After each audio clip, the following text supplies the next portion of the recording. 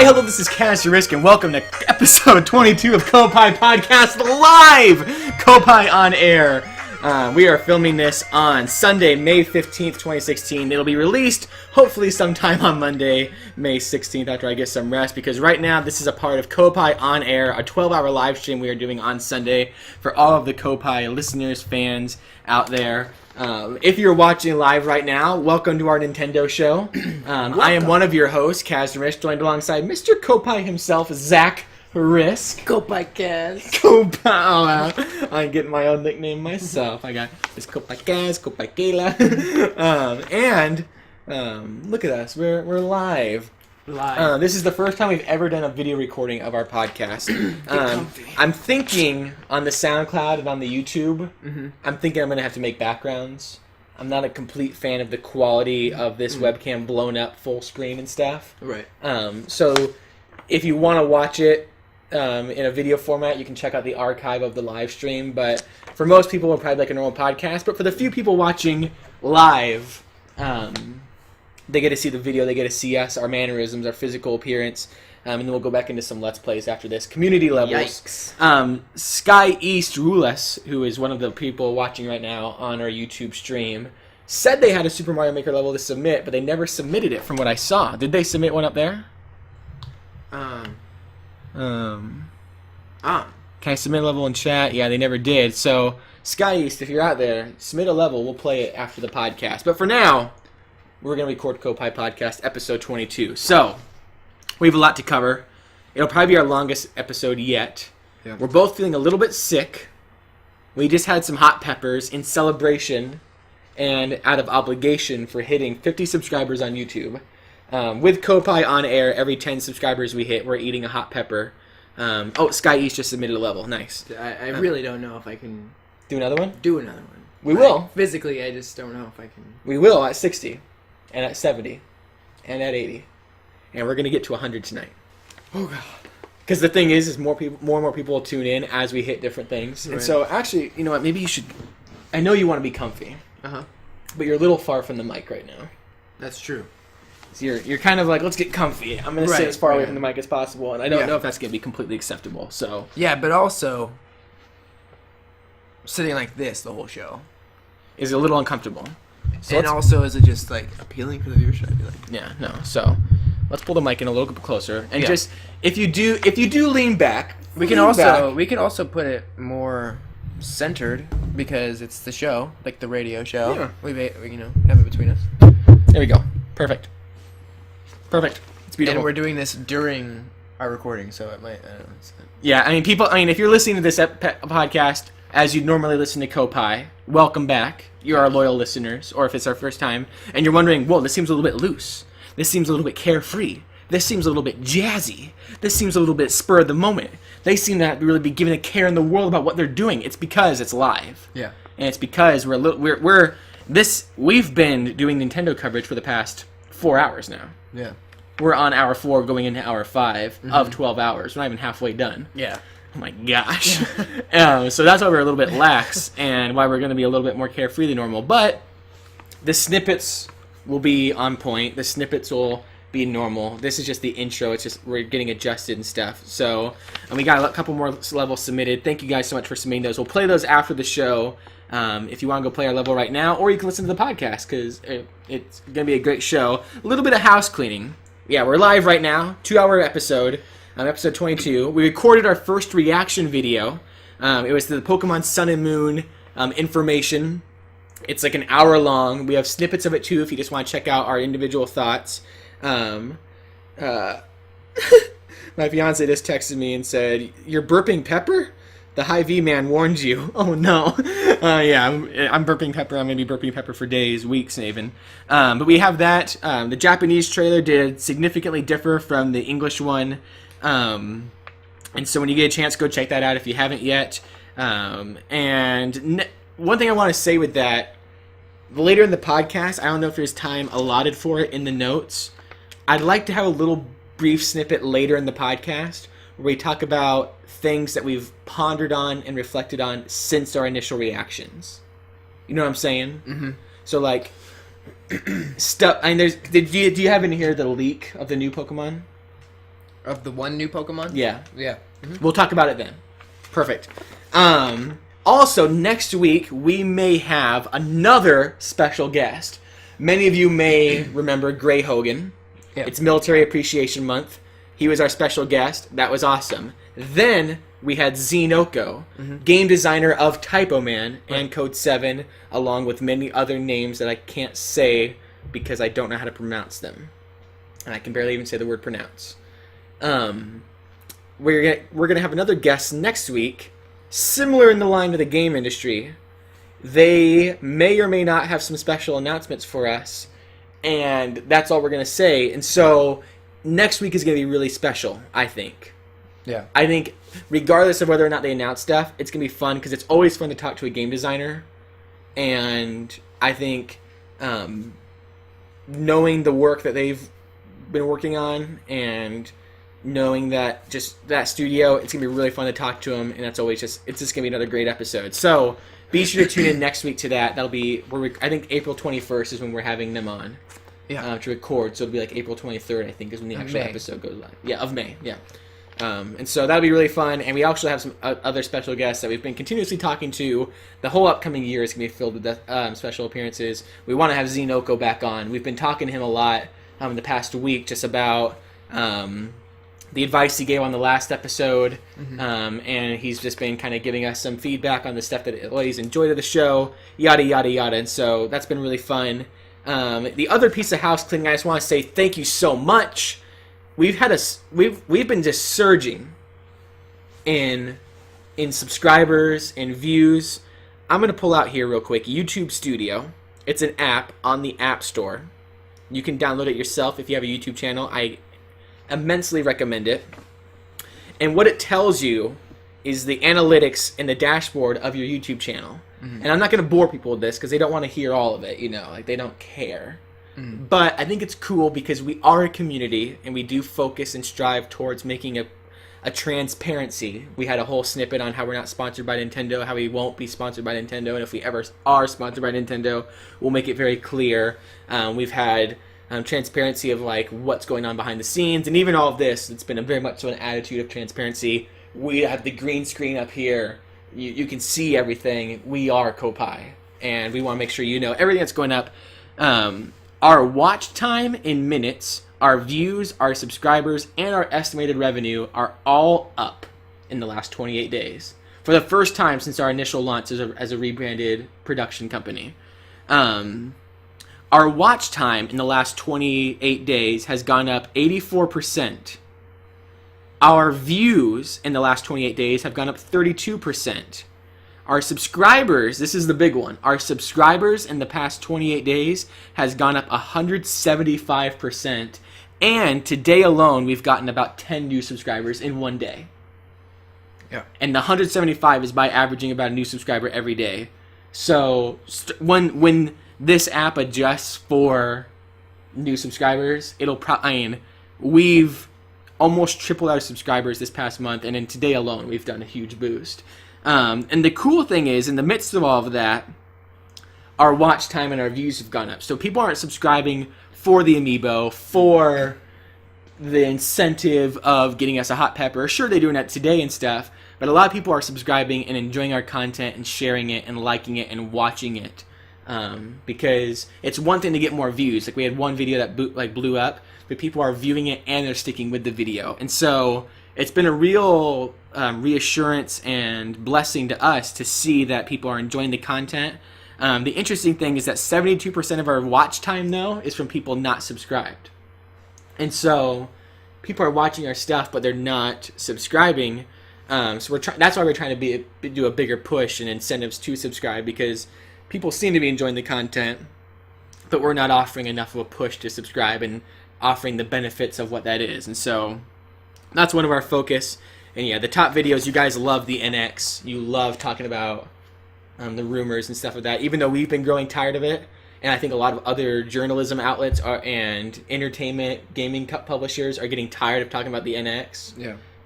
people are still hungry for it that listen to stuff. And so Right. Yeah. we really want to focus on that. We don't want to beat a dead horse. We don't want to just talk about the NX for the sake of talking about the NX. But I have a couple theories that I may spur on you in the midst of this podcast about the Nintendo NX. And I may, when the time is right, I'll strike those on you. You'll have to be ready. You having some of your juice there? Yep. Nice. Cool. I'm having my cinnamon bun white mocha coffee that my fiance got for me. And so I think those are the analytics. That's the plan for next week. That's what's happening right now. We're live. We're on air. We have a couple people watching. I think a lot of our viewers left to go play Super Mario Maker our level. Yeah. Or they just, it's dinner time. They have to bow out. Yeah. It's fine if people want to tune in and listen to our discussion. It's fine.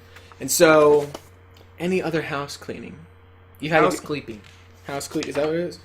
Yep. Wow. Having a good week? Good week. Blew by. Did. We're finally here to Koppai. Like, it seems like it just Really got crept here. up. Yeah. And We were originally going to do it yesterday. and the wedding is just creeping up. Yeah, you have a wedding in 2 weeks. Yep. We're gonna have to record prior to that, so we have an episode to go up that weekend. Right. Yeah. We were gonna do an E3 prediction show, but that's probably not gonna work out because we know everything about E3. So we may do, because we also have to do the June exclusive for Patreon. Right. That's another piece of housekeeping. If you do want to go to patreon.com/Koppai Productions, you get 3 episodes of Koppai for $1. Each one's an hour long, and starting in June, another episode will go live. Yeah. So that's 4 episodes. That's a quarter an episode, a quarter an hour. That's a lot of entertainment for your buck. And you get to support us, and we'll make more content. Hopefully, if the more content we get, we can start to ease back on other part-time jobs, and if we start making enough money off Koppai, we can eventually just do this streaming full-time, which would be really, really cool.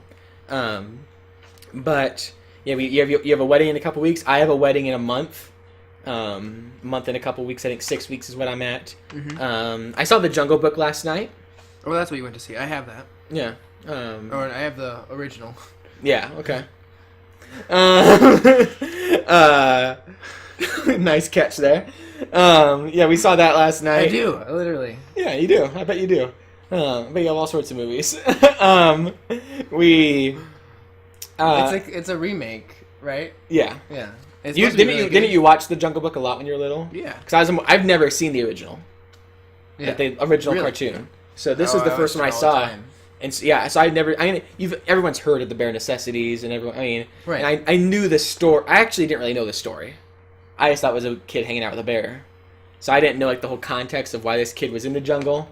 But it was a beautiful movie.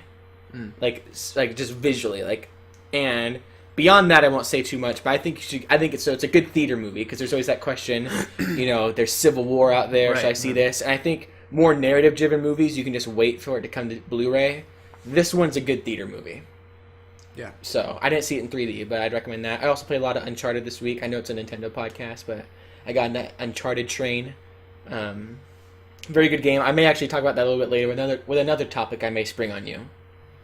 So I have a lot in my mind. That's what I've been doing this week. That's what you've been doing this week. Without further ado, let's unclog the Nintendo pipeline. Take the plunger. Yep. Assume the position. And Yeah. plunged. First piece of news. The first piece of news we have is there is free Super Mario mashup pack is coming to Minecraft on May 17th. It's Tuesday. Yeah. Tomorrow. When you're listening to the... Yep. Tuesday for people watching on air. Tomorrow for people listening to the podcast normally on Monday. Yeah, and it looks really, really cool, actually. Have you seen the trailer for it and stuff? Yeah, several times. I've watched it a couple times, yeah. It's really awesome. It's a free game update. Players who own the Minecraft Wii U Edition digital game, which launched last December, will have immediate access to the new skins, a Super Mario-themed pre-made world, and a set of Super Mario-themed music and item textures. All this new content is inspired by games in the iconic Super Mario series, such as Super Mario World, Super Mario 64, and Super Mario Sunshine, when the retail version of Minecraft launches on June 17th at suggested retail price at $29.99. The Super Mario Master Pack will be included on the disc. I'll probably wait for that. Because I think I own it physically for PS4. Yeah. But I'm a physical guy all the way, and I'd like to have it. It'd be cool to have it physically on the Wii U. Especially if the box art's different. And if they can make it so the Super Mario Maker theme is on the box art, I will get that retail immediately. I'm excited to see. I wonder if they already have like pictures of what the box art's going to be. Because, yeah, that Super Mario Maker... Or Super Mario, we just played a lot of Super Mario Maker prior to this recording of the podcast.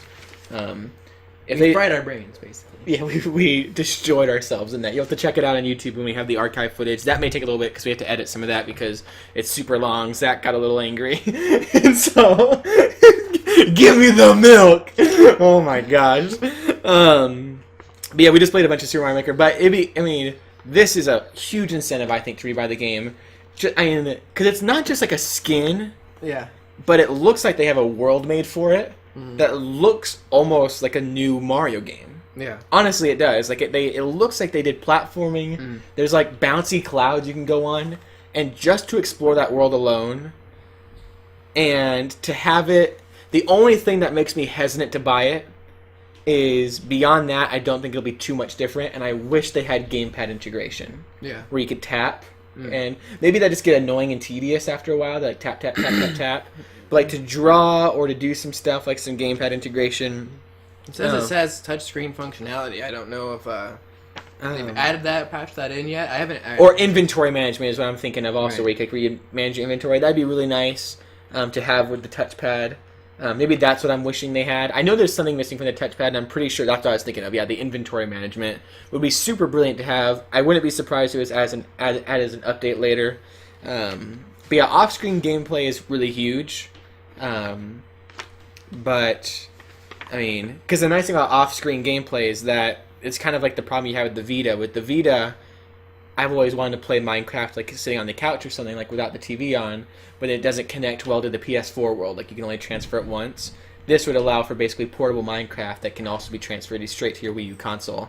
Plus, it's on the ecosystem that we love, like with Nintendo, the console and stuff. Like we can support Nintendo and like that kind of third-party support. And plus, wouldn't be surprised if Minecraft Wii U then ports to Minecraft NX. Yeah. And then your world in the Wii U version could probably transfer over to the NX, right? Which would be really, really nice. And yeah, so I don't see any reason why not. Minecraft is like still the biggest game really in the world, guaranteed to sell. Yeah, I mean, it should be on every platform. And I bet now that they've collaborated and worked with each other, I wouldn't be surprised if Minecraft is like being prepared as a launch title for the NX. Yeah, in March. Says, really exciting. Yeah, while building, players will even enjoy listening to the smooth sounds of 15 pieces of music from Super Mario 64. Builders of all ages will love crafting the massive new worlds using blocks. But I thought that was kind of cool that you get to listen to some smooth sounds of, like, I wonder if it's a direct, like, 8-bit sort of thing, or if it's, like, a totally, like, well, the Minecraft music wasn't 8-bit. It was more of, like, a Brian Eno sort of... like electronic. But it was kind of MIDI, wasn't it? Yeah, more electronic, I would say, as like a definition of it. I mean, yeah, I guess, kind of like, MIDI, 8-bit and stuff. And so I bet it is kind of reimagined that way where I didn't even realize that. I didn't read that in the notes. I bet that's going to be awesome. To have that, like, Minecraft-style Super Mario music is just going to be, I think, alone worth it. Yeah, I hope it is an interpretation like that, and it's not just like, you get in there, it's like... Bah, bah, bah, bah. It won't be. That'd be so surprising if it was. Right. Well, what's the trailer's music like? I remember it being pretty obnoxious. I remember it being like pretty chill. So. Yeah. The trailer alone. Yeah, that just it looked so. Everything about whoever it. did that work on it did a really good job. They must have really. Yeah, they did it because we've seen the Star Wars ports and stuff of like Star Wars skins and Skyrim skins and stuff. Although the Skyrim one was a lot of fan service to that, but like when they did the Skyrim one, they remade whole worlds and stuff from Skyrim, and like they don't need to. They could make a Dovahkiin skin, and they could have that, and it could be they would sell it, and they could just have Mario, Peach, Luigi, and stuff, and then like have the blocks look like blocks from Mario, and sell it. But they've like made a whole new world, and they've had the music, like they do a lot of fan service, and it's free. And so it's brilliant because by making it free, it's basically being like, hey, so if you buy the game, you get it. And then now it's making me buy a game that I wouldn't probably have normally bought. And so hoping to see some more touchpad integration updated later. But I'm gonna support it for the fact of I like that skin a lot. I like Minecraft. Yeah. It's only $30, you know. Mm-hmm. And also, the real cool thing is if it could allow for co-op, where one person has the gamepad and someone else is on the TV screen. Mm-hmm. I wonder if that's a feature of it. I would assume not. But co-op Minecraft is so fun. Yeah. My fiance loves it. Yeah. So yeah, really excited for that. Yeah, well, it looks along the same lines, I think, with the Phil Spencer thing. Yeah. He is happy to see Minecraft doing well on the Wii U. I would assume so. Yeah. Because I'm happy that I have another way to sell my game. Exactly. Somebody tweeted at him, said that it was great to see you retweet the Minecraft Wii U news. As a Nintendo of course he's going to retweet it. Yeah, like, thank you for retweeting this tweet that promotes your product. Right, and then he did give them the courtesy to he actually responded and said the partnership with Nintendo on this has been great. Nice to see Minecraft doing so well on the Wii U. Okay. And so, yeah, it's just, I mean, we knew, like we said, he was a fan. There was a crazy theory out there that the NX means Nintendo Xbox. That Nintendo will collaborate with Microsoft and make the next Xbox. People got crazy when this was announced because people were like, Nintendo Xbox, now Minecraft's coming to the Wii U. But there was a theory about Sony too. Yeah, that Nintendo Neo was Nintendo, and there was a little bit more credence to I think the Xbox rumor because Xbox had talked about I think working with Nintendo at one point. Mm-hmm. Xbox is kind of in a hole, and Wii U's in a hole, and working together they could take down the PS4. Right. There was some credibility to it, I think. I mean, not too far out of the park for Nintendo to work with Microsoft. I mean. Right. Nintendo's all about being a platform. Windows 10 is a huge platform, and then this offered a lot of maybe credence to it. That's like the partnership with Nintendo has been great. It also would maybe make sense because maybe that explains why Nintendo's not going to be at E3. Maybe Microsoft goes on the stage and they say, "Hey, we're announcing the Nintendo NX here." Whoa! I don't think it's happening though. Yeah. My gut says no. My gut, filled with hot peppers right now, says probably not going to be the collaboration we're looking for or expecting. No. I think like at IGN when they did the whole the Nintendo Neo thing, I think Justin made probably the best point about how you just wouldn't be able to keep this under wraps. Like this is so many moving parts to do a. You would think Emily Rogers by now would be like possible collaboration with Microsoft. Yeah. You know, I've been hearing rumblings about that. Because, that would be... Because everything except for, like, every other part of the system, except for the hardware, has been leaked. You know, like, so that the software philosophy, the announcement, the timing, all of that's been leaked. Because those are the things that are more ambiguous and the more rumblings that people would actually be talking and emailing about. The actual hardware is what seems to be under wraps, the manufacturing. And so, that would be probably, like, the first thing to leak. Especially with how much stuff leaks from Xbox and Microsoft, it seems. We're really excited to see that collaboration, nonetheless, and I think that's it for our Microsoft snippet. Yeah. I kind of had all these updates because we got this Minecraft Mario update coming. We also got the Ice Climber's costume is coming to Super Mario Maker later this week, and I didn't have the exact date that it comes out. It might already be out. I'm not entirely sure. We could check, but it was coming out. Here really soon, and there's going to be a new event course for that. Are they coming to Smash? Cool. I hope so. Smash NX? Smash NX? Miitomo also got a new update. The biggest feature was... It's crashing things a lot. Supposedly that they got that fixed. There was a bug crash because, like, the biggest feature, like I was about to say, is that you can now invite your friends via email, SMS, etc. There's a new options, which is really convenient because... That was one of the initial complaints about Miitomo, I think, when we first got it, was that it's like you wanted to be able to send people friend requests and stuff, like over Facebook and things like that. Or that's really the only way. You had to be Facebook or Twitter followers or something like that. Mutual. So this changes that, adds it a little bit better. It did have that game-breaking bug. You can now bug, and you can now it's been fixed that you can go into Me Photos and you can now edit those Me Photos. The ones that are generated, I think, like that automatically generated, you can now go in and edit those. No, what it is like I can comment on one of your answers with a Me photo, but then I couldn't edit it. Oh, and now you can do that directly in the thing, which see. is nice. More Me Photo integration is crucial to this app because Me Photo is, the answers are nice, but Me Photo and the charm behind that, and the way more and more people figure out what you can do with that, Me Photo should be its own, could be its own separate app, and is really like a lot of the shine because that accentuates the charm of the Miis. Yeah. But yeah, so that's really cool. Miitomo to kind of touch on that along with like this snippet maybe to make it a separate thing beyond the Microsoft and all that. I think Miitomo, it's interesting to see. You see it in the Splatoon Splatfest. You see it being updated now. And I think we kind of glazed over it or glossed over it with the initial announcement when we had like Xenoko on that they hit 10 million users.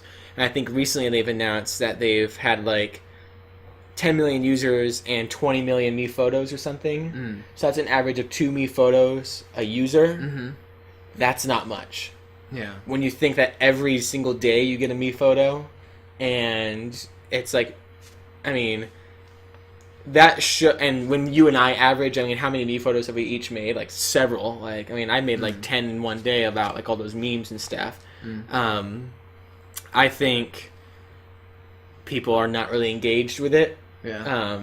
Not to say that people aren't enjoying it, and not to say that it doesn't have a potential still, because I think it still is going to be like a nice social tool. I think it's really connected people. It's like, there's been things and stuff that's like been cool to find out, like about friends and you, and that my fiance's been able to figure out about like you and your fiance and stuff. As we get to know each other, there's been things and stuff where it's like, I didn't know they liked that, or I didn't know that, or that's a cool, like, or I'm gonna hold that thing because that's a good, like, what's your favorite Christmas present? Okay, cool. I'm gonna use that when I'm shopping for them, like for their birthday or Christmas. Like, there's lots of things like that. And their initial goal with it was to make the shy kid be able to communicate and stuff, or to make those secrets come out. It's people have been joking that's kind of like a therapy chair of a game, that it really brings out stuff that you wouldn't normally talk about, not like in a bad way, but it's just a very, very intriguing and interesting and never before done social app. And I think as the NX comes along and as more games integrate platinum coins and coins of Miitomo, and just the reward catalog gets bigger and bigger and there's more incentive and stuff, and as Miitomo Drop expands, with updates like this and with more integration of building up your friends and stuff, I think Miitomo's not done yet. I think it's going to get bigger. I think it's going to be a slow growth. I think it's coming. I can feel it in my pepper-lined belly. Moving on. Yes. Moving on, we got a Fast Racing Neo update coming May 18th. Wednesday. It's called Vertigo, and it has improved stability online. You can now choose a preferred speed league, and there's a mini-map for all tracks available while playing, and there's improved loading speed for many tracks, especially from external USB devices. Nice. So, yeah. We haven't personally played this game. No, but I really want to. We really want to. We may do it later on Koppai On Air if you're watching right now, or if you are looking around our YouTube. We may have a Let's Play of that coming up soon in our Indie Blowout. Depends if we get it or not. Regardless, we want to play it soon. That's one of our indies that's on our list.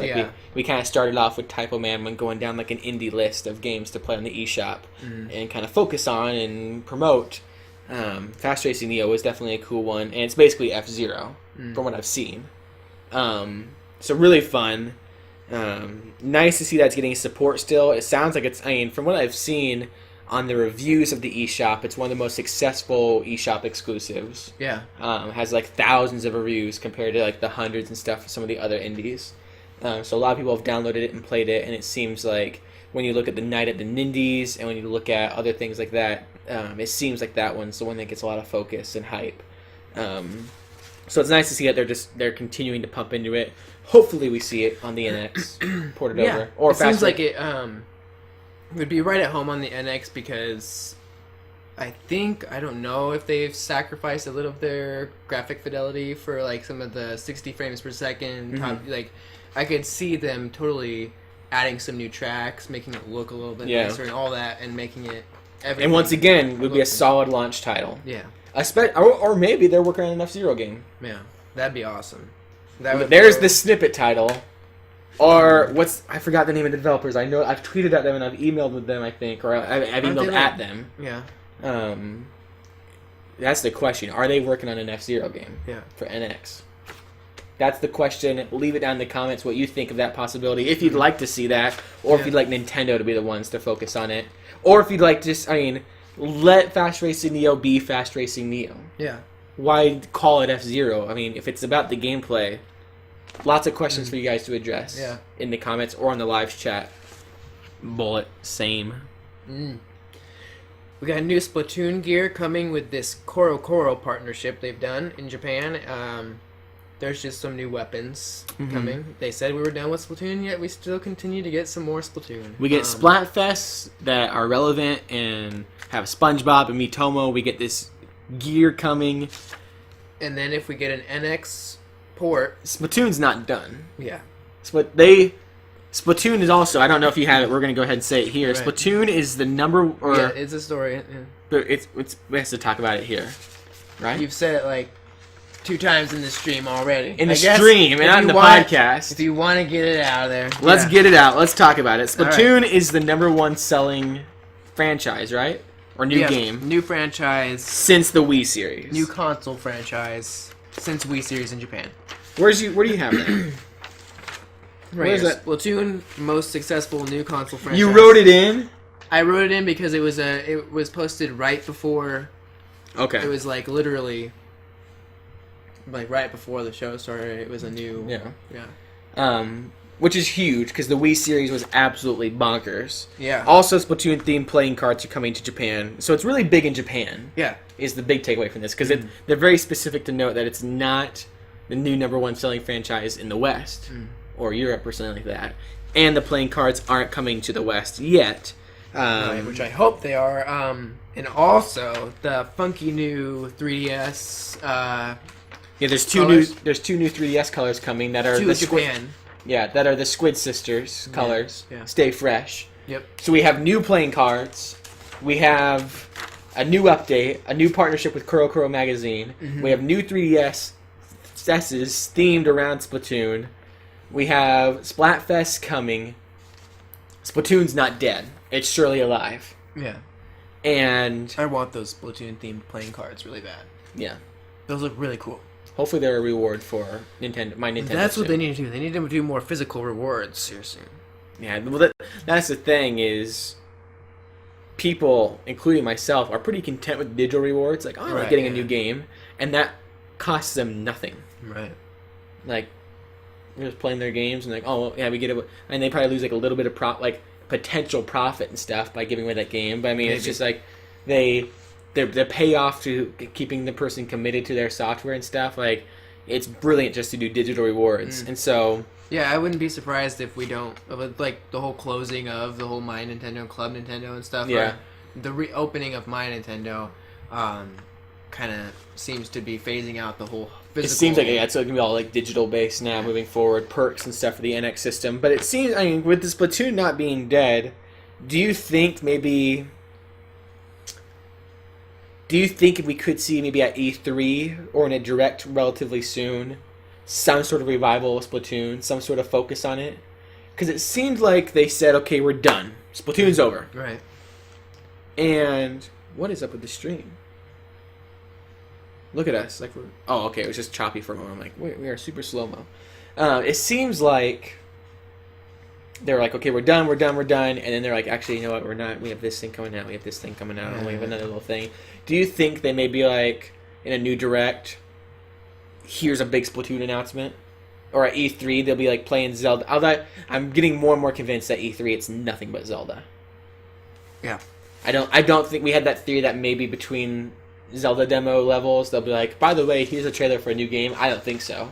I think they're doing just Zelda now. Yeah. But I'm wondering if a direct prior to E3 or shortly after E3 like they've done in the past, I wonder if they'll have like a new Splatoon trailer.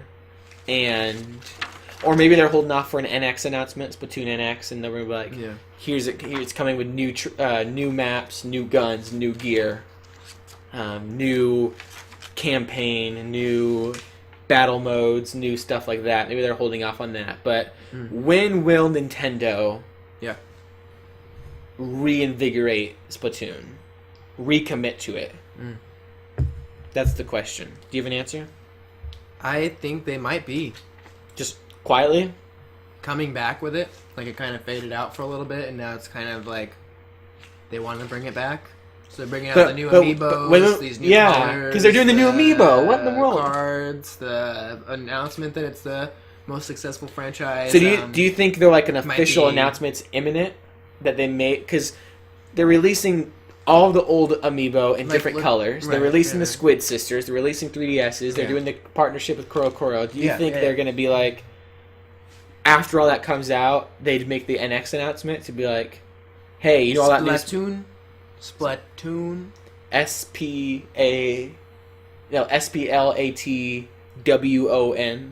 Splatoon. Yeah. I get what you're saying. Yeah. That'd be such a cool title. Like Banjo-Tooie. Yeah. Like that. I get what you're saying. Well, because it seems like maybe they had this initial plan to come out with Splatoon. Not sure. Like, I remember, because there's a lot of people that didn't really completely understand it. When they revealed it, it was like, people who were at E3 that year were like, this was really actually surprisingly like the most fun game that I played at E3. Like, I was so confused the first E3 they showed up. I'm like, why is this the focus? I think a lot of people were, and a lot of people were suddenly, like, as it got closer, they were coming more around on it, and like, to where a lot of Nintendo fans were actually suddenly, like, we had come around, and everybody was starting to get hyped for it. I don't know if Nintendo necessarily knew if they had a hit on their hands or not, or, you know, since at the period I think they knew. I think with how much they put into marketing and how much they... That's true. I think they knew this is something special. Yeah. Yeah, that could be true. I was wondering if perhaps they weren't... Maybe they did think that, but maybe they weren't entirely sure. And so maybe they had this plan. Probably cautious, yeah. They had this plan to release it. They had their DLC plan to get, like, when they'd say, we're done with Splatoon, hoping that maybe this DLC plan of running it out would, like, keep it going and keep people, like, okay, now, like we said, we'd always say it's, like, finally ready to buy, like, where now we'd recommend actually buying it. It was a few months in, yeah, and I got a deal with Kmart. Right. And maybe they'd originally had that, like, before they released it, before it has, and now it's like, it's continued to be huge.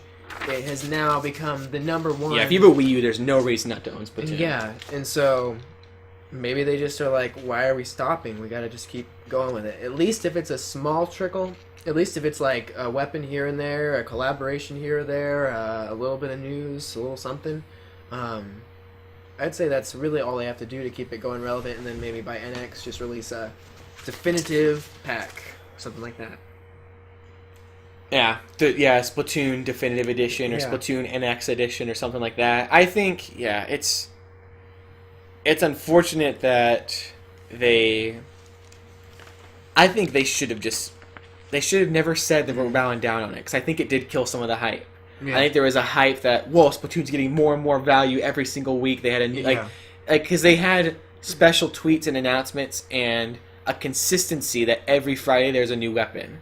So there's a reason to play every weekend to try out the new weapon. And they still basically do that, but they just don't, it's not nearly as consistent or known or advertised or marketed. Right. And because of that, I think there's like just a belief that Splatoon is being phased out. And if they were just, like, if they just came out and said, Holiday 2016 is, like, we're going to have all these new updates for Splatoon, it would make it seem almost as if we had a new game coming out this fall. That was Splatoon, and they could just milk that success. And maybe there's marketing and discussion over in Japan, like with game shows or with commercials and stuff like that, that make it seem like Splatoon's not nearly as dead as it is. Maybe they've just been promoting it more in Japan than they have over here. Because it seems like over here in Japan, or in the West, they're just like, Splatoon's dead. Actually, no, it's not. We have this thing. But, I mean, so, yeah, it's interesting. I hope they have an official announcement soon of Splatoon or something else. Yeah. Speaking of new games coming out soon, though. Yeah.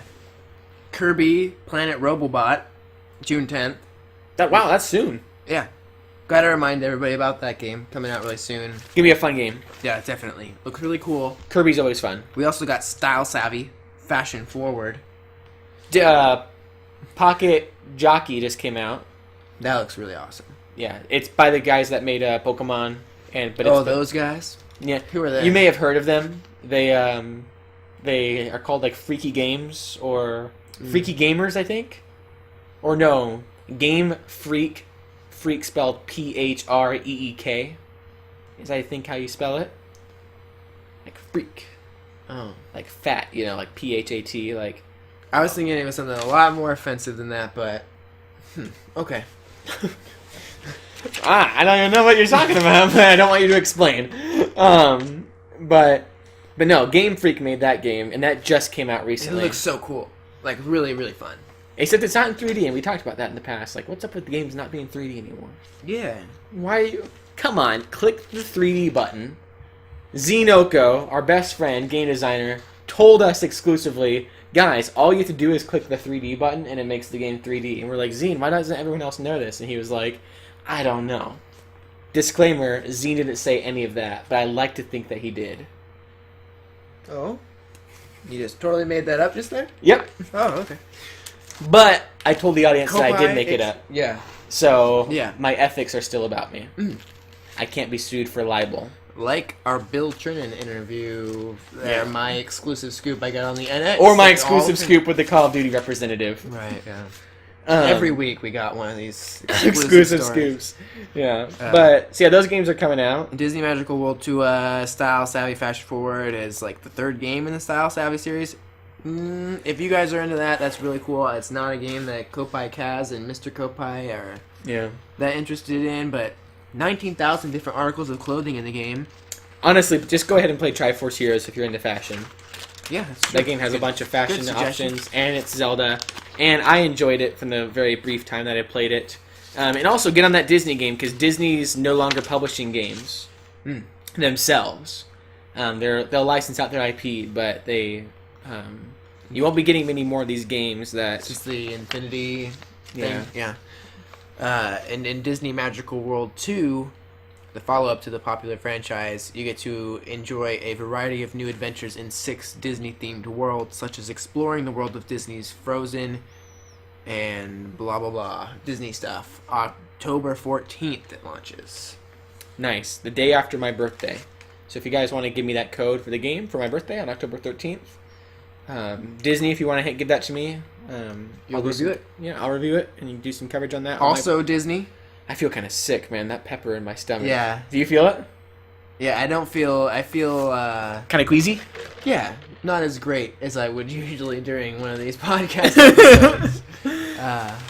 What we put ourselves through for Koppai. Honestly, it was worth it, because we got a bunch of new subscribers. What I'm going to say is it's not worth it if we hit 60 and 70 and 80 and 90 and 100. It is absolutely not worth it. It is just... I'm just saying, it's not worth it. It's totally worth it. It's totally worth it. Are you hearing yourself right now?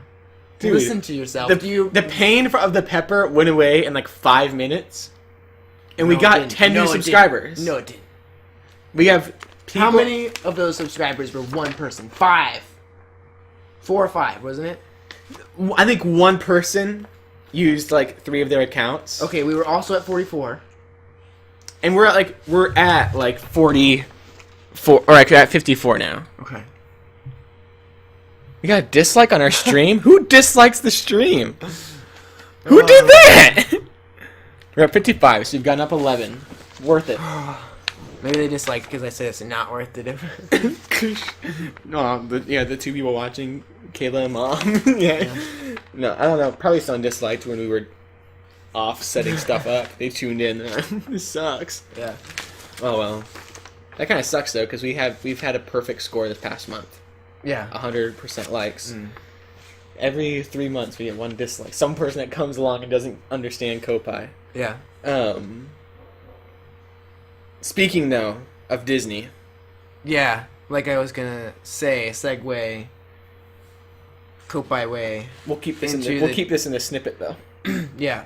The learn to draw dozens of Disney and Pixar characters in Disney Art Academy.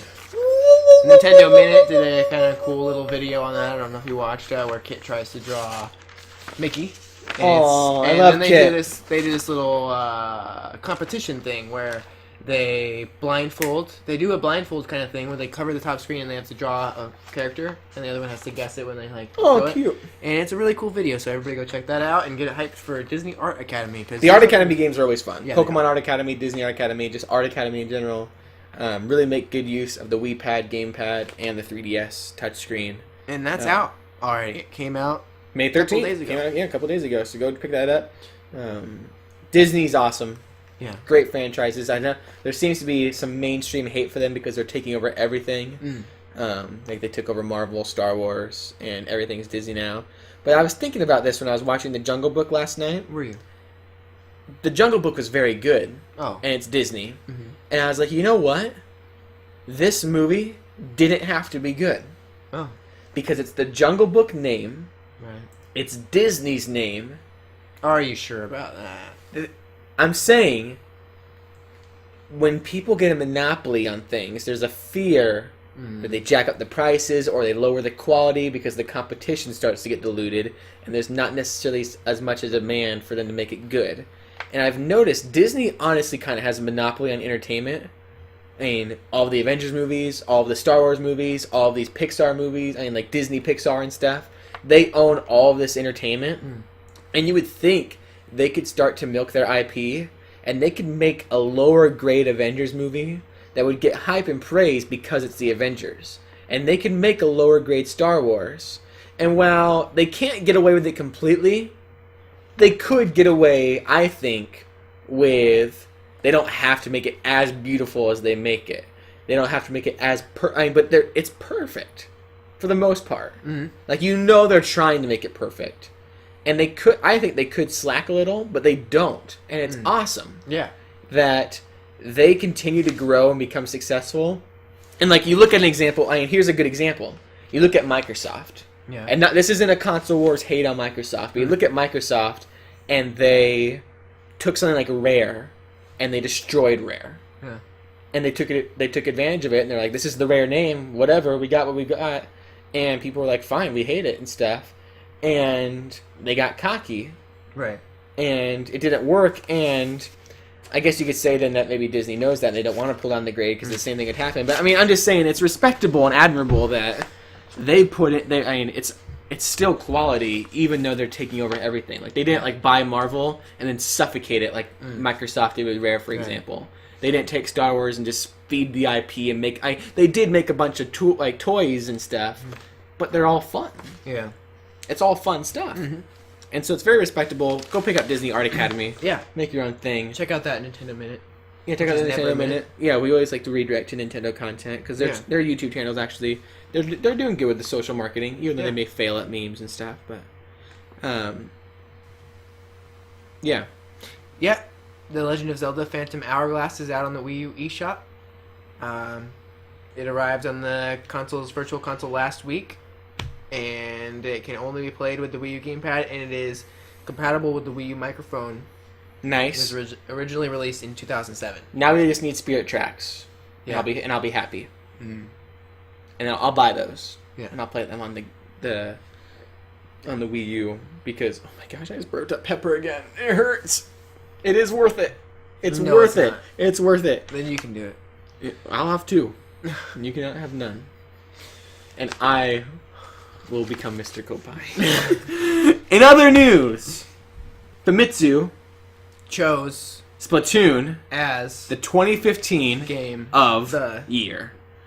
That was awesome. You have to admit. That our watch time just skyrocketed. Japanese publication Famitsu, or as I like to say it, Famitsu, has awarded Splatoon as the 2015 Game of the Year for the Innovation Award at the 2015 Game Awards at the Tokyo Dome Hotel in the month of May. Cool. As we've talked about, Congrats, Splatoon. we probably should include that in the Splatoon snippet. Yeah. That's what I tried to do.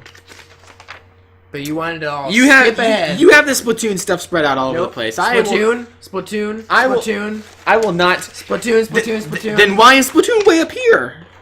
There was one Splatoon story. You... For updates coming. You dirty dog. For updates But you should have for communicated news- that very clearly. We are at almost hour 6 of this. We're at 6:30. Dang, we're supposed to be wrapping up pretty soon. Yeah. You should have told me about that. But congrats to Splatoon. Koppai. Speaking of awards and records, there's a new Donkey Kong Arcade all-time highest record, world record. Is this the same guy? Wes Copeland. I think we've seen his name before. Have we not? Does sound very familiar. He's probably a world record guy, you know. He's probably. I think he's done like some Mario stuff in the past. Yeah. He has achieved the all-time world record for the highest score in the classic, retro, loved, beloved arcade game DK, Donkey Kong. DK. Donkey Kong. Copeland got the world record in January, but then Robbie Lakeman, you may recognize his notorious doppelganger, Robert Pondboy. He stole the record in April, and the record now stands at 1,200,000 points.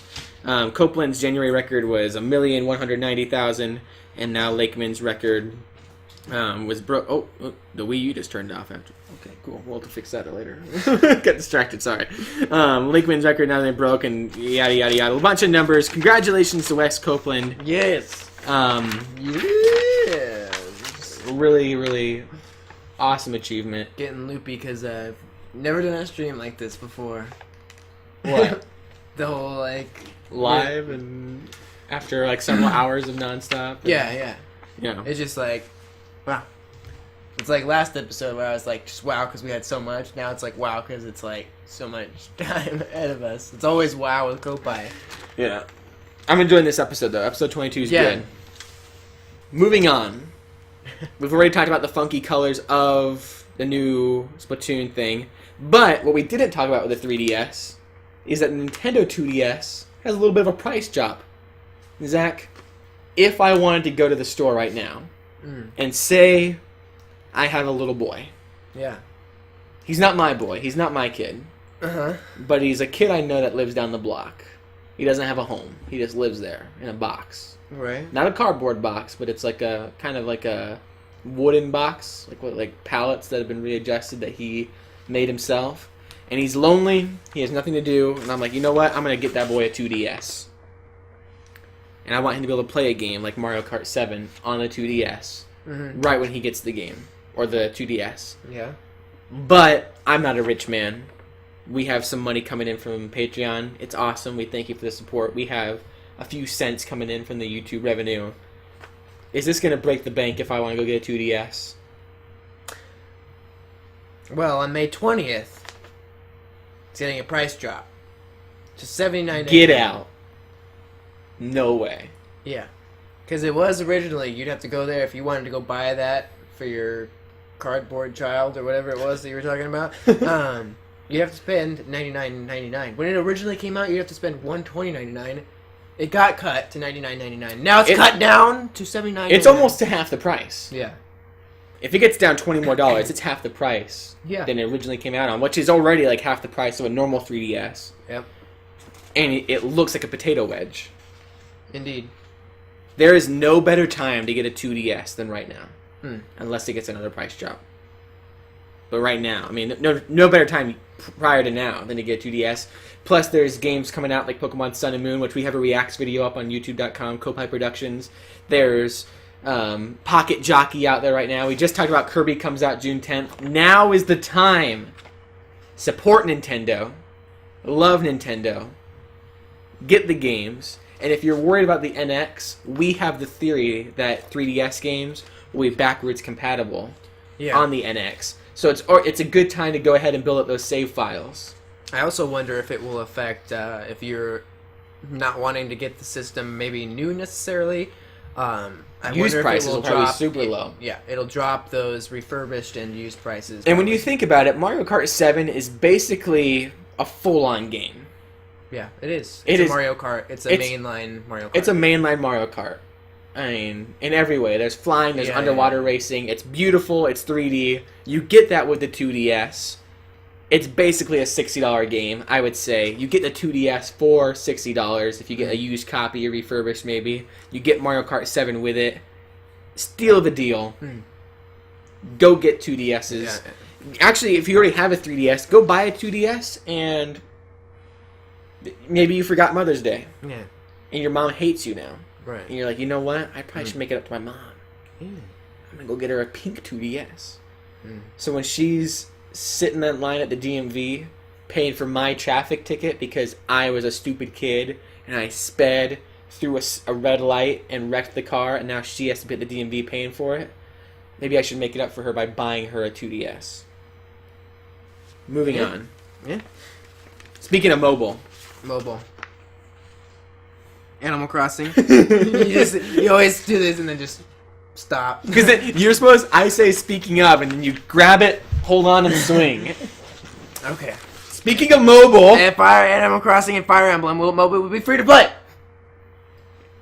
They're going to be free to play in case no one else in the world is able to catch what you just said. Yeah, Animal Crossing and Fire Emblem Mobile will be free to play.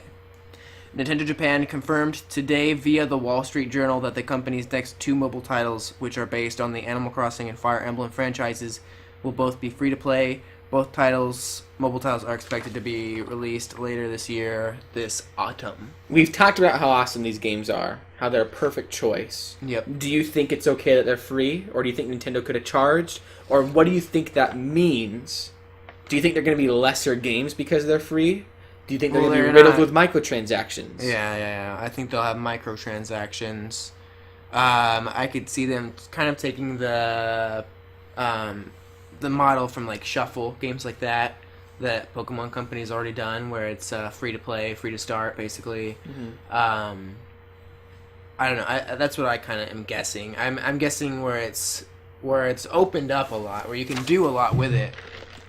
To maybe continue further to do some extra things, or maybe there's a limit to what you can do per day, like to use up some energy when you do I bet there's going to be like, hey, you want to get this thing at retail? You want to get this Tom Nook thing? You want to pay off your house debt? Drop $5 down. I don't know if it'll be anything like that, or it's. Like, I think it will be. I don't know if they're ever going to go to a model where you have to pay to continue. No, I think because that's not pay to continue. That's you want it right now. Pay $5. Yeah, pay it right now. I'm saying, you'll have the option. I'm saying that you'll have the option to save up bells if you want, but you want Tom Nook's thing right now? Go ahead, pay $5. I think it'll be the same thing with Fire Emblem, where it's like you want some new gear, you want a new map pack, you want something like that, pay $5. Yeah. I think it's smart that it's free. It's like the first taste is free, or like the way like you hook up like someone like you want to get them addicted to something. The first one's free. I think by making the game free, it'll get it on more people's phones. It'll be a less barrier to entry. It's smart that's free. They could have charged money, but now many more people are going to get familiar with the franchises. And when the NX comes out and it has Animal Crossing as a launch title, and it has Fire Emblem as a launch title. And people are like, yo, I played that game for free on my phone. And I love it. I love Marth. I love Lucina. I love that little Timmy and Tommy raccoon. I just want to see him in HD glory on my big screen on the NX. It's going to be way more accessible to people if it's free. Because people search all the time for the top free downloads on the App Store. Yeah. They don't look for the top paid ones. And if a mom gives the kid a phone and they have like the password protection on it and the kid's like downloading whatever app they want, this will allow them to download that one without any worry. So very smart that it's free. I bet it's going to be riddled with microtransactions. Not in a bad way. Like you said, I don't think it's going to be like... I mean, Miitomo is a prime example where you don't need the coins. It just speeds up the process if you want to do Miitomo drops. You can just pay money for it. This one's interesting. Yeah. This next story. Yeah. Go ahead and read it. Nintendo have debuted a new slogan. In the 2DS price cut video, the trailer that they released, the very end, they have this new animation slogan that they use, "There's no play like it." I love it. And it's kind of claiming the ABXY scheme too, because it kind of has that in there. It sort of shows like the side of the 2DS, 3DS sort of thing. And that's what it looks like. And it's there's no play like it. Now, along with this, I want to put a pause button on this real quick. We've looked at what? Nothing. Okay, cool. I'm just nice.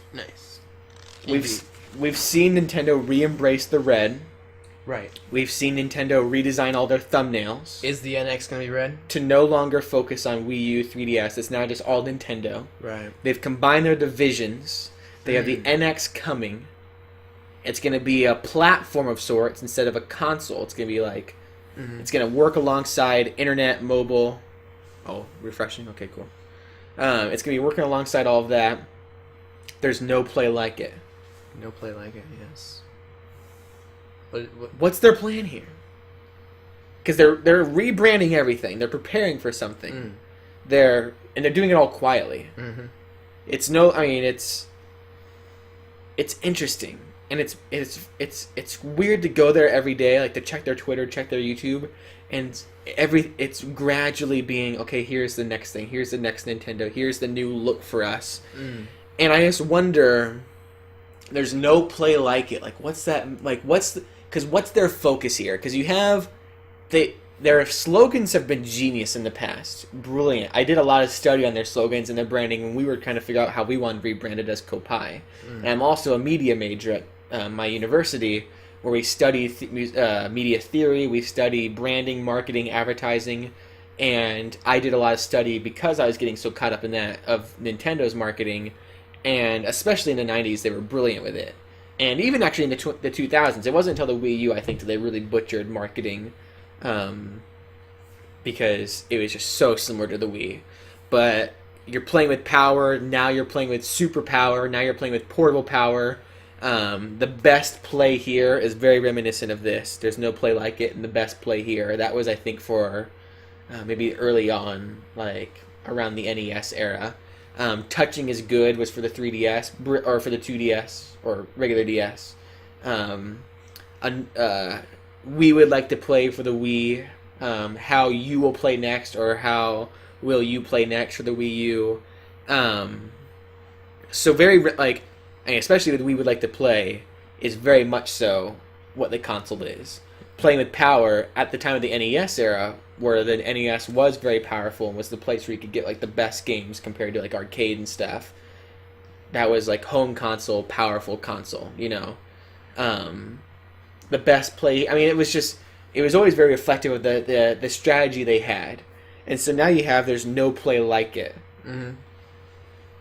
Is that bad? Is that good? Because no play like it maybe implies that it's going to be very different than everything else, and a lot of people are encouraging Nintendo to be very similar to everyone. Make a PlayStation with Nintendo hardware or with Nintendo software. This doesn't seem to say that. Do you think they're going forward with something new? Something gimmicky? I don't think it necessarily suggests that. They've kind of had that look since the beginning. They've had with their whole look of IPs are kind of their main. First party titles are one of their main attractions. Their IPs, their characters, more so than the hardware, the power, all that kind of thing. Of like the PS4, the Xbox competing, which are very like almost PCs in a way, like they're competing with the PC world.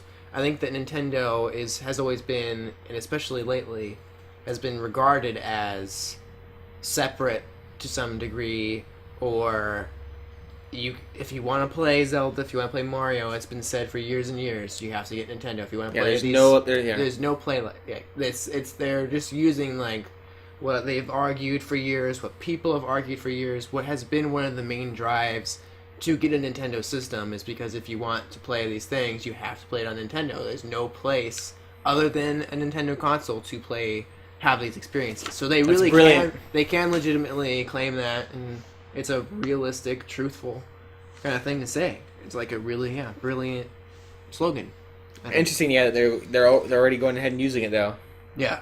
They're not waiting for the NX. They're just going to go ahead and start using that. I have to go to the restroom. I knew. It's going to be an issue.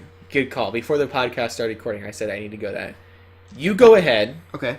talk about Sun and Moon, All right. the exclusive scoop into June's Kuro, maybe your speculation for it. I'll be back in a moment. Okay. And we're going to talk about, along with this, any reflections that we've had on the Pokemon announcement since it was announced. I'll be back. Okay. What do you think about how they do, like, PlayStation, PS, I Love You, XO, like, they go check their mail when they're doing Right. They're fun. Yeah. Well, in the June issue of Kuro magazine coming up, it has been revealed that we're going to get some more Pokemon Sun and Moon details.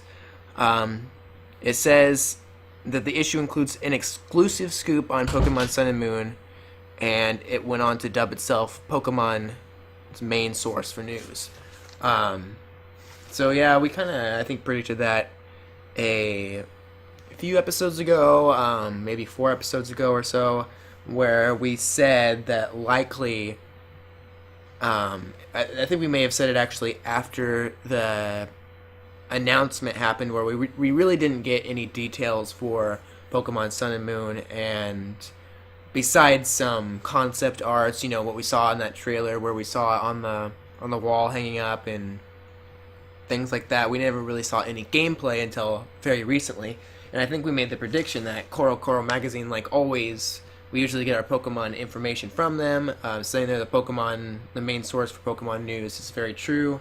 Not very surprising. Hopefully, they in that alternate Japanese trailer. I think it was in that trailer, or it may have been there was a new trailer actually released by another Japanese publication that had a slight variation on the trailer that we saw on May the 10th, I think it was, or 11th when they released that. There was a new Pokemon that was spotted in this new trailer, and we didn't really get to see much of it, but we got to see the back of it, and maybe it looks like a dog deer sort of hybrid thing, like a Stantler pre-evolution, or some people were predicting they think it's going to be the standard sort of Poochyena Rattata sort of Pokemon, Pidgey, sort of, you know, like an early game Pokemon. It most likely will be, but we don't have too much. We're hoping maybe in this Kuro issue they might, since that already leaked, give us the information about this Pokemon. And so yeah, we'll have to find out what that is. And it looks like Kaz is returning. I'm back. I'm coming. I feel sick to my stomach because of that hot pepper. And you, for some reason, think it's a smart idea to just take more and more and more. Yeah. Oh my gosh. I feel like shaky. Yeah. I am not on my game after that hot pepper. Me neither. We're both. We're learning. It's a learning experience. I think that we, yeah. We got 3 people watching us right now. Now, what did you talk about? What did you say? I said that we're getting give me the highlights here. I said that Sun and Moon is getting an exclusive scoop in Kuro's issue, the June issue. That they've called themselves the main source for Pokemon news. That they are pretty much. We expected when they announced when the direct we didn't get any information that Kuro would be probably our first real source of some Pokemon news. We did get that trailer. We were just kind of figuring. It just hurts. You poor soul.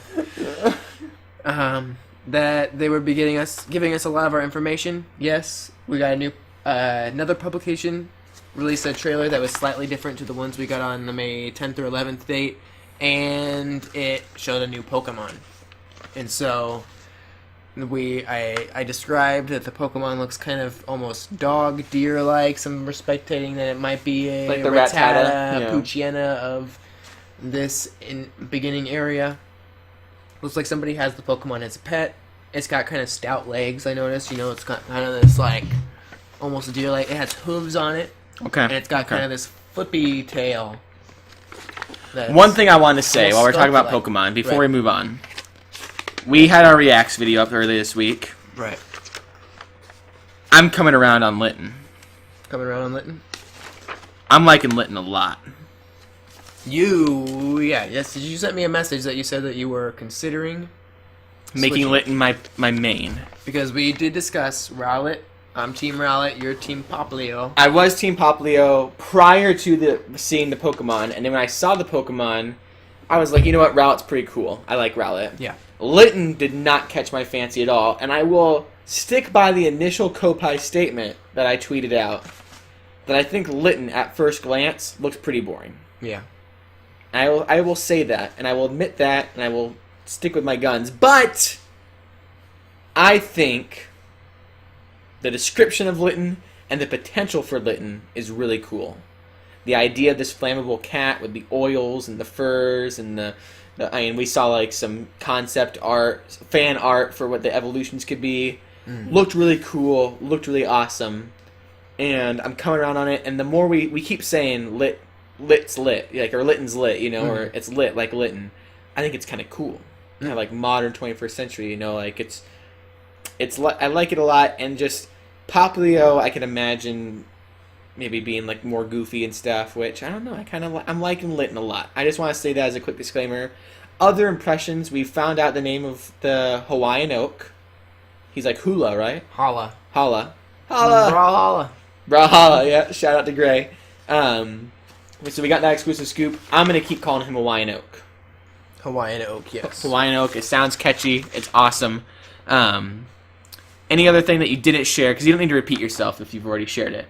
Anything else that you want to share about your initial Koppai reactions that maybe have changed or developed, or stuff that you've thought about the trailer that you didn't get a chance to share? The only thing I didn't put together, for some reason, I was thinking, like, when we watched that whole trailer, the Japanese version of the trailer, and it was like this Japanese kid going to Hawaii. It was just kind of cool, like fitting in with new kids and stuff. And then I realized, like, this is the story of Pokemon Sun and Moon. Like, I didn't really put it together, like, it was a live action sort of story of, like, in a Pokemon game, you're always moving from a new place to a new place, and it's like, that's what I think it really was kind of like a live action sort of, like, it was definitely connecting that in a lot of ways, and that's what Pokemon always is about like moving to a new place, connecting with everybody. And I thought that was perfect. I didn't really think about that when we first watched the trailer. I was touched by it and thought, like, this is cool. And then I was thinking, I think I was listening to, like, NBC or something, they were talking about it, and I was just thinking about it longer, like, like, I didn't realize that that's actually, like, the plot to Pokemon. Like, that's the plot to the game, and it was just in that Japanese trailer, which was really cool. And our next story is Citizens of Earth has been removed from the Nintendo 3DS eShop. There was an exploit found in the game where people could run unsigned code on the 3DS, homebrew stuff. There was an exploit. Atlas is hard at work. They've confirmed that they're trying to bring it back to the eShop. Really, really cool looking game. From what I've heard, it's a really fun game. It's like Earthbound. Very Earthbound, yeah. So I really wanted to play that and check it out. I think it's on the Wii U too, right?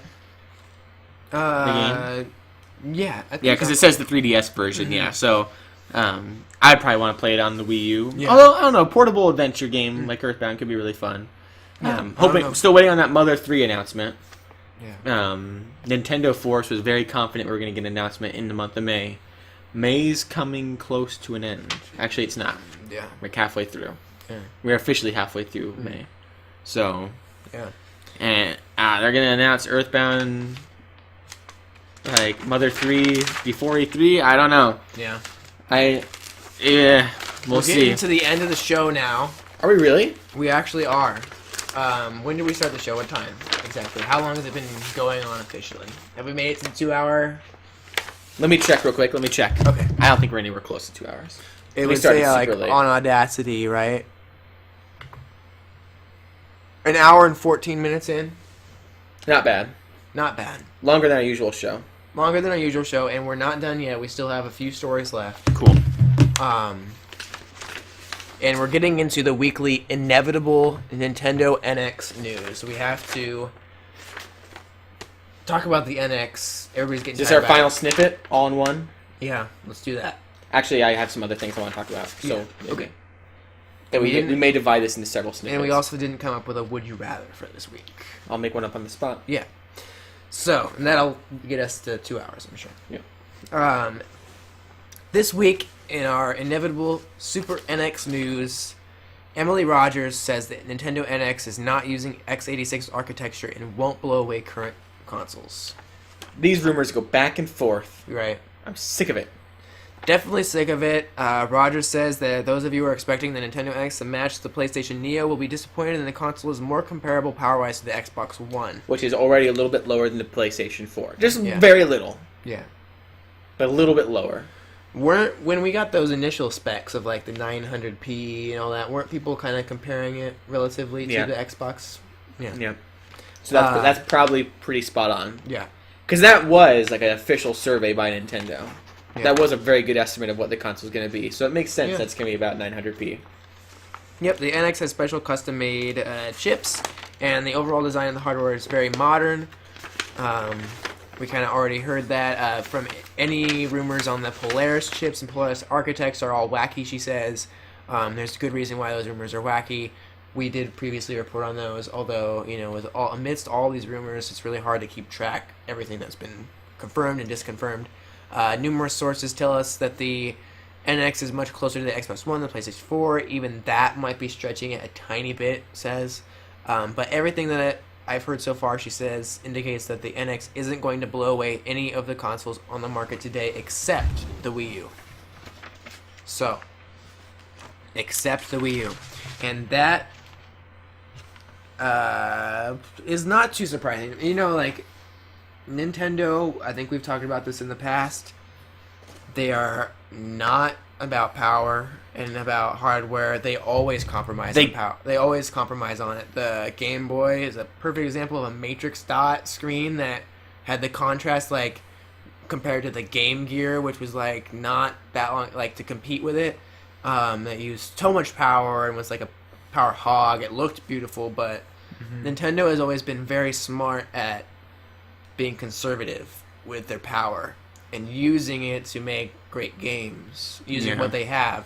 And a lot of people, I guess we've even talked about discussing if Nintendo, if it's a mistake to do it again, or can they still keep doing this? What I really think is their biggest concern, what they need to do is just have great games. If they are able to the software lineup's crucial. Because the reason people are scared about the NX not having enough power is because if it doesn't have enough power, then people won't buy third-party games on there because they could just get the game more powerfully on another console. Mm-hmm. And if there's no third-party purchases, then third-party developers won't support their games on the NX. Mm-hmm. And so you lose that software lineup, which overall crumbles the library of a Nintendo console. And so that was the problem with the Wii U, was that there's just not the software lineup. The Wii U's problem wasn't the gamepad, and the Wii U's problem wasn't the marketing. At the end of the day, it was a third-party thing. Well, I also think it was a weak launch. It was a weak launch. It was a lack of software. Yeah. Primarily due to the lack of third-party support. But if Nintendo can make up for that with first-party games, then they'll be fine. If they have a new Nintendo game every month, we'll be fine. And I think we'll be fine with the NX because they've already assured us that the software launch will rock. Mm. And they've also combined their 3DS and Wii U development divisions, and they've redesigned probably the NX structure to be very easy to develop for. Mm. It seems like software won't be a problem. It seems like they're going to be able to push out software very consistently. You'll always have a new Nintendo first-party game to play. Yeah. And so they may be thinking, we don't need third parties. We'd like them. We'd welcome them. Yeah. We'll take them. But we don't need them. Yeah. Nintendo doesn't need third-party support. There's no play like it. If they have... Yeah, there's no play like it. If they have the first-party support, where else are you going to go if you want first-party Nintendo games? Mm. And now the question is, does that still hold as much weight now? There's no play like it, but do you even want the play of Nintendo? I would think so. I think they've proven it that we do. I think with titles such as Super Mario Maker, Super Smash Brothers, Mario Kart, I think that because of the initial failure of the Wii U, we didn't have enough adopters, for the Nintendo people on there to actually make it show up and make it put a huge dent in anything. But I think the success of those franchises and the Splatoon success in Japan that we've seen, I think that it did as best as it could with what it got eventually. Mm-hmm. If they had come out with the Wii U and said Zelda is a launch title, done this like a 3D Mario, not like New Super Mario Bros. U, which people had already gotten a little fatigued of, I think, by that point. And everybody just always wants a new 3D Mario. They don't want this So well, apparently not, according to the numbers. People are buying a new Super Mario Brothers series over. But that's been our only option for a while. The people that are talking about Nintendo and sharing the word of Nintendo, they want the 3D Mario. Yeah. And you need to please them if you want them to be out there talking about your console happily. The GameStop employees that people walk into a store, what console should I get? And if they're not happy with Nintendo, they'll be like, oh, I like my PS4. You know, I mean, you need to please the hardcore so they can be extra marketers to the casual players. So there's a back and forth there. From what we've heard about the NX, it seems like they're going about it right. But everything needs to line up perfectly. Yeah. And PlayStation did a very good job at lining it all up right. Speaking, though, of third party, and I have a little bit of a thing here I want to suggest, so I'm going to take the lead on this next little snippet. EA, the headline for this news story is EA would develop games for the NX, quote, if it makes sense. This is like the Pactor sort of thing, where I personally, they say that they are huge fans of Nintendo. They're the reason they started making games. They're in constant communication with them to market something, and if it makes sense, they'll be there. Some people speculate that means they're not already there, that they don't have an NX dev kit. We've talked about how it's probably going to be easy to port to the NX, so that's not really a problem. Mass Effect Andromeda was delayed to 2017. Mm-hmm. Mass Effect 3 was a launch title for the Wii U. Could Mass Effect Andromeda be a launch title for the Nintendo NX? Because that's EA, right? EA and Activision, I believe. I am not a huge follower of the Mass Effect series and all that, so I don't know for sure. But furthermore, Star Wars Battlefront 2, the sequel to this past year's Battlefront, was also announced this past week to be launching in 2017. That'd be awesome. Could EA be preparing some launch titles for the Nintendo NX, Mass Effect Andromeda, Star Wars Battlefront 2, alongside the Nintendo first-party lineup, ready to go March 2017, or 2017 timeframe, but launch on the NX? Yeah, that would make sense.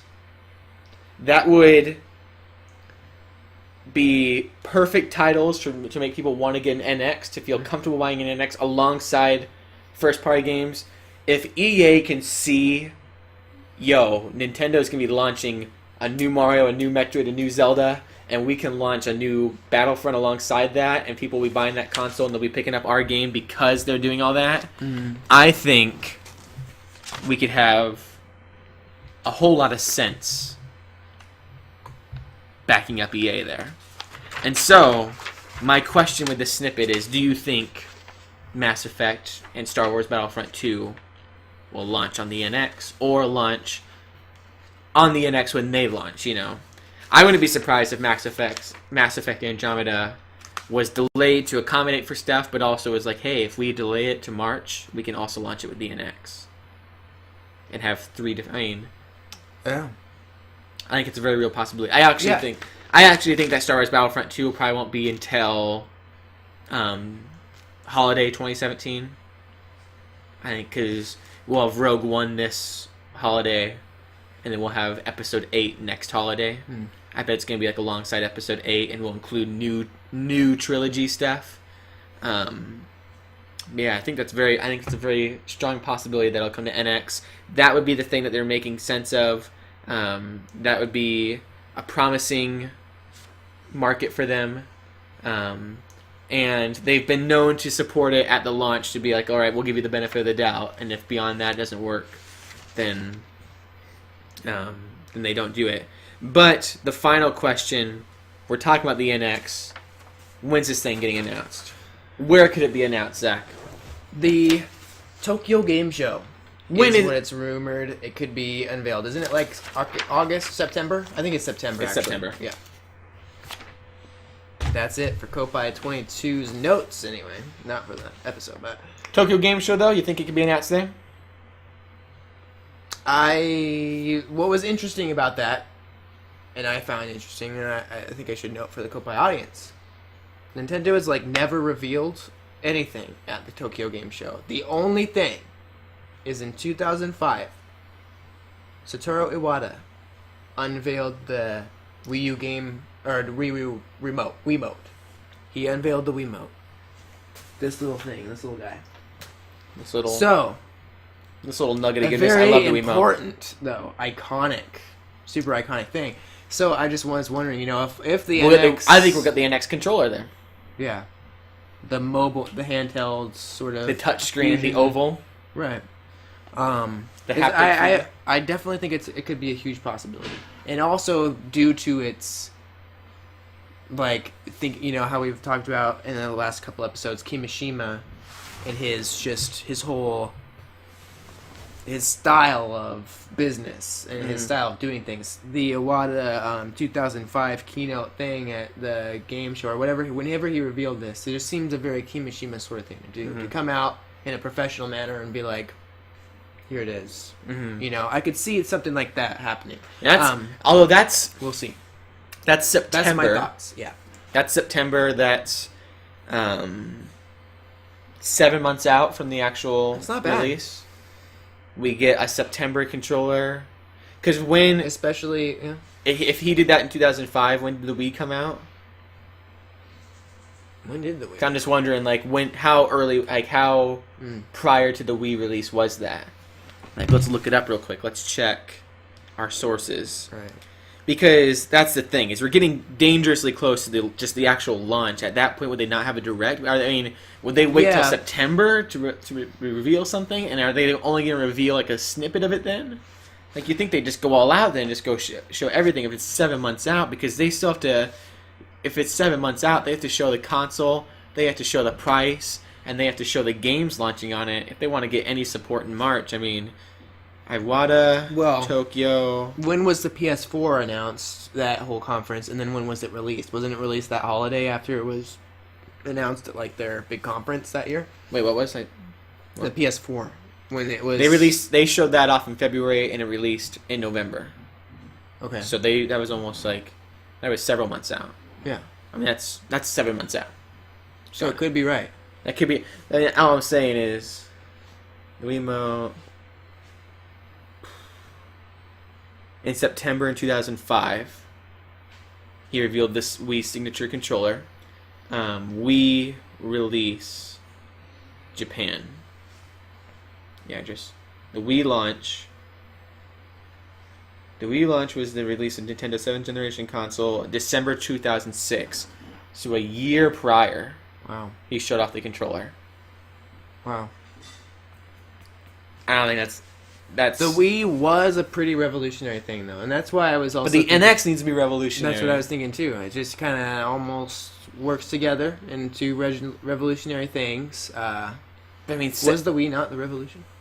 But, he shows the controller a year and a month, 2 months prior, and we've seen nothing of the NX, and we're less than a year. They know that people are hyped, and they know people know what it is. That's just crazy. That's just crazy that he revealed it that early. But it makes sense then that we would have... it makes sense from the show at the Tokyo Game Show. They've done it with the NX. I think we're going to get the NX controller there. Yeah. If not the whole thing, I think we'll at least get the controller. I think they'll maybe do the controller at the Tokyo Game Show, and then maybe an official direct or something in October, November. I doubt they'd wait till January to do an announcement, because usually they do a January direct. I think they'd do a November direct is when they'll finally do the NX if they haven't already. I'm thinking NX or November for NX direct. Maybe the controller talked about the Tokyo Game Show. Now, Zach, would you rather? Would I rather? I don't have a good question. I can't think of one. Would you rather never eat a hot pepper ever again? Oh my gosh, yeah, these hot peppers are terrible. Now we've gone back and forth. Who We probably should have prepared this prior to the recording of the podcast, huh? The Would You Rather. Yeah. But that's the Koppai episode 22 way. It's all fly by the seat of our pants. Yeah. It's all slightly diluted and diminished because we're both kind of trying to readjust and sit better because our tummies are just in so much pain. The big thing is I didn't have lunch. Oh, you didn't? The only food in my belly right now is a hot pepper. Wow. So, like, not only do I have, like, those hunger pains, but it's combined with a hot pepper. So I can't wait for dinner. Yeah. We're going to eat right after this podcast, and we're going to start doing community levels. Yeah. We have a couple submitted. Hopefully they come back. That'll be a little more, we can unwind a little bit. Yeah, just play some levels together. Play some levels together. You can have the food in front of the camera. You mentioned eating behind the green screen. We can eat in front of the camera. Okay. I thought that was your concern. Because I thought you said you didn't want it to be on camera. I was thinking more like, I don't know. Right. Yeah, I think we're fine. So, would you rather? I think the big thing is, like, would you rather... I'm trying to think of one that's not obvious, where it's like, would you rather have the NX announced in September or November? Well, like, obviously I'd want to hear about it earlier. But... I'm wondering, would you rather see the NX controller at the Tokyo Game Show? Would you rather see the controller, or would you rather wait a little bit, or no? Or would you rather see maybe like the console, the box? Yeah, I don't know. Do I want to see the controller or the console itself first? That's the question? Maybe, but I don't know why you wouldn't choose the controller. You'd want to see the controller first. Yeah. That's the big question. Yeah. Or would you rather see the console first or know what the launch software lineup is? Which is more important, Like, I actually kind of would rather see the software and, like, know what games are coming. Would kind of be my, like... Or that's so cool. Here's That'd the be big cool. question. Then you know whether or not... Because I think that judges more if it's going to be a success or not. Like, what launch titles are you going to have? Tell us, like, well, we know Zelda, which is already... So here's the question. Would you rather know Nintendo, the NX's hardware or software first? And I say software. I'm going with software. I'd like to see the hardware first. I want to see the controller. I want to know what we're dealing with. Because then that can start giving me fantasies of what we're going to be dealing with play-wise. I know it's going to be Mario sooner or later. I want to know how we're playing. Right. Good answers. Good question. Good snippet. Yeah. I don't know how I'm going to edit it. I think we're just going to have like the thought process of our questions leading up to it, and then I'll be the final thing. That'll be the end of the snippet. Live on air. Yep. Which leads us to the end of the episode. The end of episode 22. Koppai Live, Koppai on air. If you are watching live, we have a few people watching. Thank you so much for watching. Thank you. Thank you so much for tuning in. We are going to go up. I think we have some food on our way. I can hear your fiance sizzling. About 15 minutes out, actually. She said that? Okay, perfect. That's perfect. We'll load up Super Mario Maker. We'll get comfy. We'll get ready to go. One of us will always be on camera, so we'll have to, like, switch out, go grab food, or you can bring down my food or something if you want. We're going to go in, we're going to have some dinner, but while we eat dinner, we're also going to be playing Super Mario Maker levels and stuff, so be sure to stick around. But if you're listening to the podcast on Koppai Podcast, SoundCloud, iTunes, on the YouTube, if you're listening to the snippets, if you're checking us out for the first time, or if you're one of our loyal listeners, thank you so much for listening to episode 22. Be sure to like and subscribe if you haven't already. Be sure to leave a comment with your thoughts on the different topics that we discussed throughout the podcast. And also, our apologies if at any point it was lower quality than you've been coming to expect. We ate hot peppers when we hit 50 subscribers because that was the promise we had to our loyal watchers on Koppai On Air. We're also live, and we're in a little bit of a different setup than we normally have. Normally, we just sit down and we dedicate our time to Koppai Podcast. This time, it's being sandwiched by about 5 hours of different live streams. So we have 5 hours ahead of us. We've been streaming for 5 hours so far. So it's a little bit of a different formula. But next week, we have a special guest, so it's going to be back to the good old format and formula that you know and love. This week, I think it's going to be an awesome change of pace. One of our better episodes, once again. It's experimental. It's an experimental, cool, like... Yeah. Edgy, gritty Koppai Podcast. Yeah, we handle things a little bit different, but I think we did our same old discussion. I think we offered some really cool insights and perspectives that we haven't heard before, and I always like when we do that in an episode. Because we have some episodes, especially when we started early on, we were just regurgitating news that we heard, and it's like, why listen to that? But I think in this episode especially, like, we've offered things where it's like, why are they doing this, and have generated some discussion that you may not be able to see normally online. So I think it's really cool. So I'm proud of this episode. I like when we can end an episode and say we're proud of it. I think we're proud of this one for a different way. Yes. And so thank you so much for watching, listening, and be sure to check out the Patreon if you want our episodes. $1 gets you 3 episodes, and the new one's coming in June. And I think that's it.